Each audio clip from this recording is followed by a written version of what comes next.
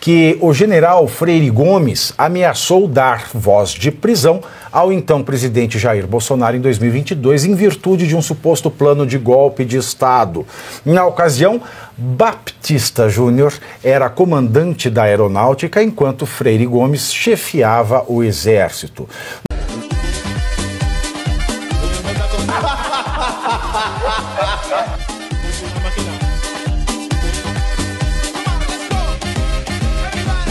Bom, meus queridos, o brigadeiro Baptista Júnior disse ontem, no depoimento perante ao Tribunal do 8 de Janeiro, né, a primeira turma do STF, formado por Careca, Peruca, Flavinho Tonelada, Bento Carneiro e o ministro Reborn.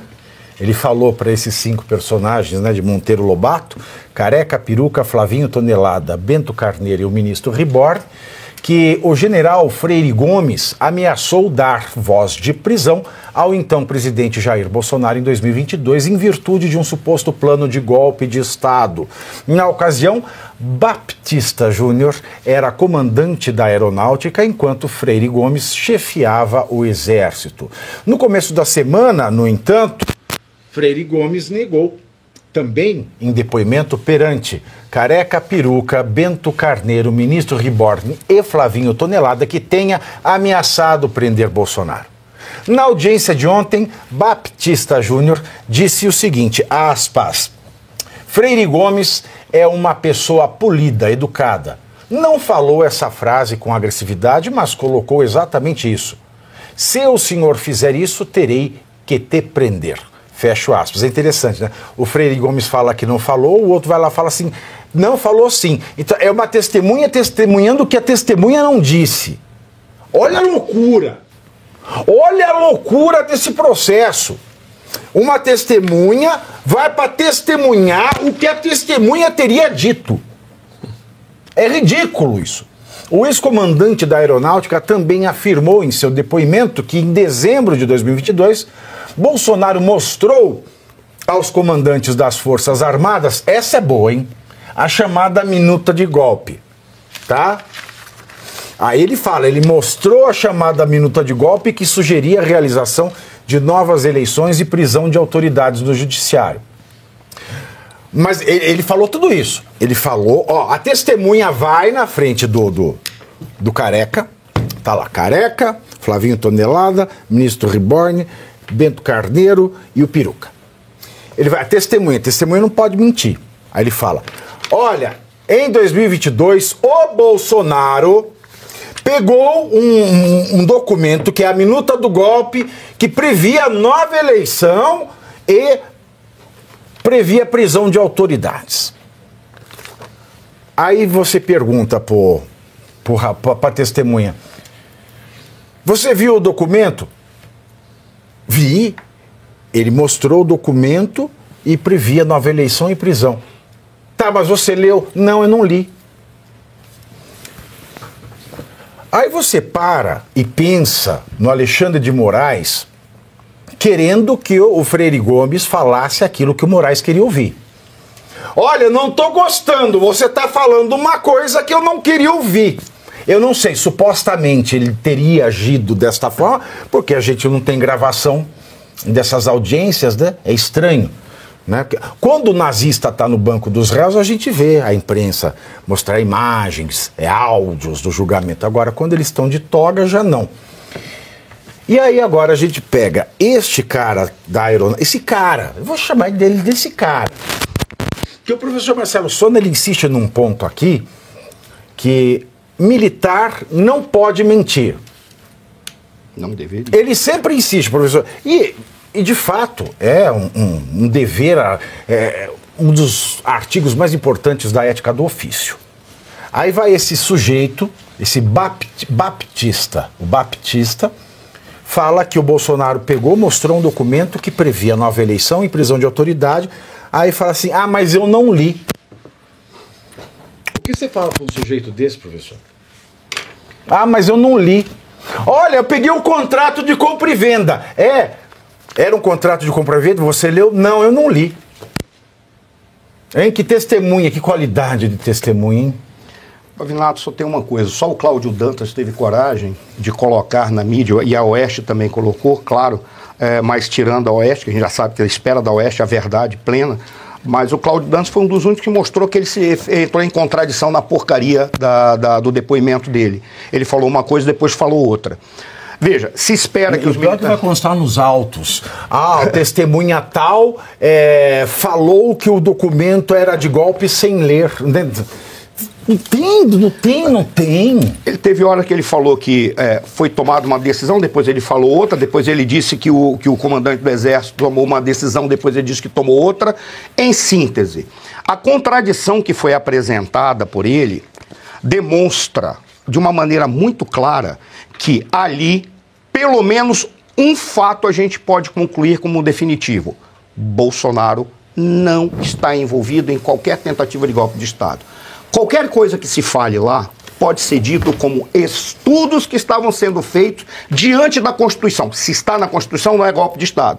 As razões para você chegar a exigir ou solicitar... Mas eu acho que a Constituição, nesse ponto, é inconstitucional. Eu só acho que a Constituição é constitucional. Eu acho que com você outras pessoas vão achar também. E aí, só que eles, por ser inconstitucional, eles vão reescrever a Constituição. Mas o dado que está exposto cada vez mais claro, o problema todo é como não está podendo ser televisionado. Não está podendo ser feito gravação, significa o quê? Todos os jornalistas que falaram algo que o Supremo decidir, que aquilo não corresponde ao que foi falado lá, mesmo que seja verdade, será dito como mentira ou como fake news. Os jornalistas estão constrangidos a poderem ser enquadrados numa legislação ou num inquérito de fake news. Por quê? Porque o que eles estão querendo dizer aí pegou-se esse cara da aeronáutica, que aí eu desculpa com todo respeito a Vossa Excelência, brigadeiro, mas a maneira como tem que se referir. O senhor fala uma coisa, depois o senhor fala outra, depois o senhor quer mostrar que o senhor queria dar, que o general ia dar voz de prisão. Para começar, eu vou lhe dizer como é que as pessoas fazem em reuniões entre pessoas que são próximas. O Pavinato fala uma coisa, o Marcelo fala outra, mas desse jeito, se eu sou eu vou te prender, Marcelo. Brincando, pode ser essa interpretação também. É claro que para o que o senhor falou e na intenção daqueles que estão lhe ouvindo, será dito que não. Quem mentiu foi o general Freire Gomes.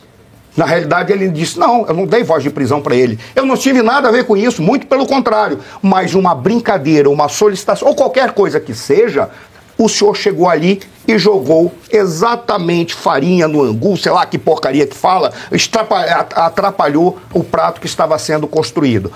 Com todo o respeito, o depoimento deste brigadeiro é uma vergonha para a aeronáutica.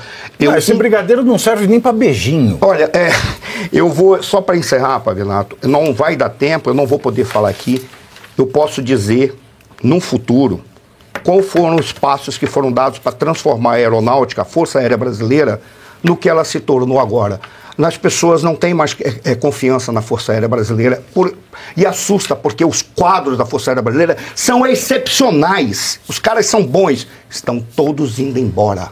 Estão pilotos que custam milhões para serem formados, quando recebem um brevet de piloto e formam, saem oficiais, sabe o que eles fazem? Vão virar pilotos de linha aérea. Por quê? Porque eles não acreditam mais na instituição, porque vão ganhar pouco, porque vão ser ofendidos, constrangidos, e não tem comandantes que tenham dignidade suficiente para dizer, vou lhe respeitar, o senhor é meu comandante. Por isso eu renuncio à riqueza para servir ao meu povo, para servir a minha sociedade, ao meu país. Hoje já não tem mais credibilidade, por culpa de indivíduos como esse. O Brasil agora vai ter uma frota de pirocóptero.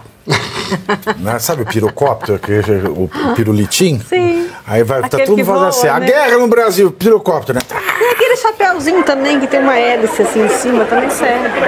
Vai ser isso aí no Brasil. Olha... Você me permite? Fala, permite ser, não tem nada que preste para falar agora. Um gancho. Sim. Eu tenho certeza que a doutora Ana Paula... Eu estava vendo o que ela está escrevendo aqui. Eu estou vendo aqui o que ela está escrevendo aqui. É justamente por isso. Não, doutora Ana Paula. Eu sei, mas eu adoro enchê-la. Sem dúvida. A paciência. Adoro. Muito bem. Doutora Ana Paula, nossa abelha rainha aqui, né? Muito bem. Olha, falando um pouco sobre frota, né, falando sobre esses assuntos relacionados, primeiro que um porta-aviões, ele seria responsável em 12 minutos para exterminar a nossa Força Aérea Brasileira. Mas só falando do Frota, porque o Frota também é um cara, que você veja a Cláudia Raia.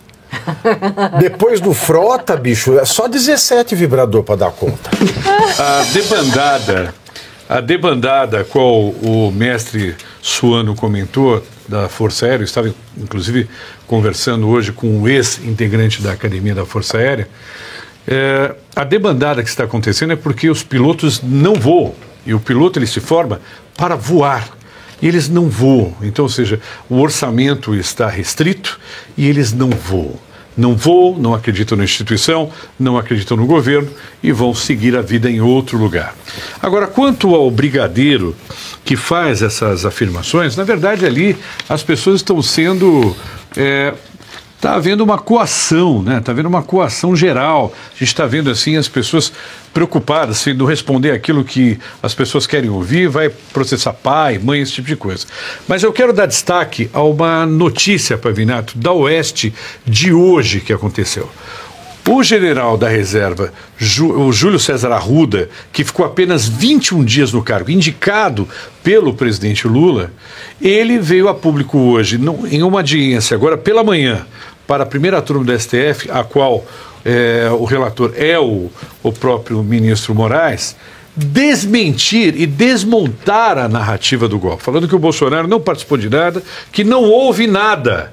Então, quando você chama um general de melancia, não faça isso. Existem pessoas de bom caráter e mau caráter. Esse general, Júlio César Arruda, é um general de bom caráter, está na reserva, foi colocado na reserva porque...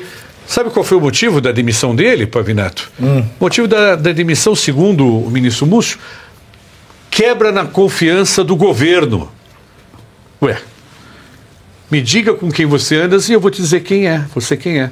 Boi branco anda com boi branco, boi preto anda com boi preto. Então, general Júlio César Arruda, a minha continência ao senhor. A Janja anda com o quê? Pavinato, posso fazer só uma consideração? Claro. Várias vezes eu tenho falado... Considere-nos. Da minha angústia com o atual comandante do Exército, eu digo que ele foi um desleal, um traidor ao seu chefe. E as pessoas acham que quando eu falo isso, eu estou em especial a esses indivíduos que querem caçar todo mundo, que eu falo isso dizendo, então, foi desleal com o Bolsonaro, então ele teria que ter... Não. Ele foi desleal com o Arruda.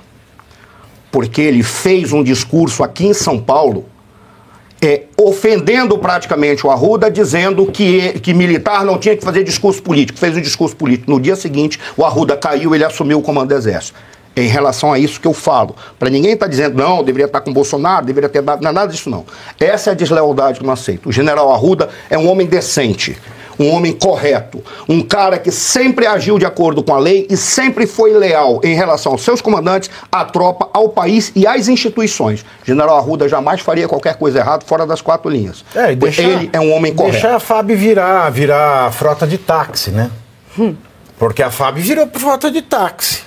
Pra ver. Daqui a pouco tá a Angélica fazendo propaganda da Angélica do Hulk. Sabe. Né? Venha para a aeronáutica. Aqui, olha, só 2 considerações. Porque quando eu fiz a faculdade de Direito, eu aprendi o direito. Eu achava. Agora parece que eu desaprendi. Porque olha para você ver. Primeiro, se o general tivesse dado realmente voz de prisão ao ex-presidente Jair Bolsonaro, o que acontece quando dá voz de prisão? A pessoa vai presa, né? Ou não? Você dá voz de prisão, é uma coisa assim, é uma figura de linguagem? O general... estou te dando voz de prisão. E continua tudo do mesmo jeito? Não. Quando você dá voz de prisão, a pessoa é presa. Então, se ele não foi preso, é porque não teve voz de prisão. Ponto número 1. Segundo, quando esse outro aí... Vamos chamar ele de Esse outro aí diz o seguinte... ele apresentou uma minuta de golpe e... Você leu? Não li. Uai mesmo, né? Como é que ele sabe que é a minuta de golpe? Aí tinha que ter uma voz de prisão. Tinha que ter dado voz de prisão, porque ele está mentindo. Porque ele está dizendo que era uma minuta de golpe. Tinha até um sulfite em cima. Que não leu. Então ele tinha tá um sulfite mentindo. em cima escrito minuta de golpe. Não, mas ele dá detalhes que ia prender ministro e tal. Então, se ele não leu... É ridículo, esse brigadeiro é ridículo. Se ele não leu e está dizendo que tinha uma coisa escrita ali, ele está mentindo durante o depoimento dele. Aí cabe o quê? voz de prisão. É verdade. Isso é falso testemunho. Como é que você fala que é minuta de golpe se você não leu? Falso Por que o testemunho. Alexandre de Moraes não fala agora para o Brigadeiro aquilo que ele falou pro Freire Gomes? Ou só mentiu na Polícia Federal, ou tá mentindo aqui. Porque o Alexandre de Moraes não presta. Mas ele é até diferente, professor, porque ele mentiu durante o depoimento lá na hora. Ele falou, era uma minuta de golpe, estava escrito isso, isso e isso, mas eu não li. Ué, ele tá mentindo? Eu me neguei. Não, é que ele dá a entender assim, né? O Baptista. O Baptista, lembra? O Baptista da escolinha do professor Raimundo, né? Ah, é que tinha o dentinho. Ele fazia, professor. Ele fazia, ministro Alexandre de Moraes, olha que eu quero agradar o senhor. Ele ficaria ai, ministro Alexandre. Ele queria pegar o professor. Ai, deixa eu contar pra você. Aí ele fala, o que ele dá a entender é o seguinte, que ele foi para uma reunião que estava rolando uma minuta, um documento escrito assim, minuta de golpe, tá? Ele fala detalhe, e que todos estavam falando, e ele falou, não, eu me nego a pegar nas minhas mãos. Agora, um orelhudo, não, tem que chamar de orelhudo, porque se o orelhudo não pegou na mão, ele não serve para ser testemunha. Não serve, porque se fosse testemunha, ele tinha pego e olhado para falar, não quero, não. Aí ele vai e no mesmo depoimento ele fala que o Freire Gomes disse o que o Freire Gomes disse que não disse. Então, para que vale essa testemunha? Que não entende o que foi dito e não pegou o documento para ler. Ô, Pavinato. Devia ser preso essa coisa aí. Tinha que ter dado voz de o prisão beijinho. pra ele. Mas beijinho sabe por que ele dá voz de Batista. prisão? Porque ele começou a falar o que interessa pro juiz. Sim. Né? Então não tem voz de prisão. Então, por isso que eu desaprendi o direito. Pois é. Juiz. A questão é o seguinte, qual é a credibilidade de um julgamento que é baseado numa delação de um ser que mudou 9 vezes a versão, no caso Mauro Cid? Esse julgamento não vale nada. Não vale nada. Desde o começo. Nada. Juridicamente, moralmente, eticamente, não vale nada. Em qualquer aspecto que você queira encontrar, você não consegue. Agora, o Marcelo Bella... Mas refrise isso aí, não vale nada. Não vale nada. Deixa claro, não vale nada. Nada. Como diria aquela juíza americana, não vale nada. Você já falou que não vale nada? Não vale nada. Não vale nada. Nada. E como disse o Marcelo Bella, por que as pessoas mudam de versão 400 vezes? Porque elas estão morrendo de medo. Porque é um ambiente de terror, de coerção, né? É praticamente uma tortura, né? O que é uma tortura? O torturador tortura alguém até que esse alguém diga o que ele quer ouvir. É isso. Então a pessoa percebe, ela dá uma versão, que para ela é a verdadeira. Ela não convence o juiz no caso. Então ela vai mudando a versão até que ela fica aliviada. Ufa, agora acho que ele convenci, pronto. É isso que ele queria ouvir e vamos seguir a vida. Mais um mês o Moraes tirava do Cid quem matou o John Kennedy. É bem isso. Mas tirar. Mas do Celso Daniel não tira, não. E você aí já está preparado para ter todos os argumentos para dizer que Marx não foi um cara legal, para dizer que o comunismo não é um lugar para diversidade, para desmontar essa grande fake news histórica da esquerda, que é repetida por nossos professores de história, de geografia, de sociologia, que é repetida nas universidades, que é repetida nos livros. Está preparado para dizer por que Marx não era um cara legal e por que todo marxista raiz também não é, e por que o comunismo é terrível? Você já leu Nos Anais de Marx? Pois é, aqui nesse livro você vai encontrar tudo o que você precisa saber para responder aquele sabichão que diz que Marx é um cara legal, pois não é. Leia agora Nos Anais de Marx, a trolha do comunismo transviado para encaçapar idiotes. À venda em todas as livrarias do Brasil, pelo site ou nas lojas físicas. Não deixe de ler.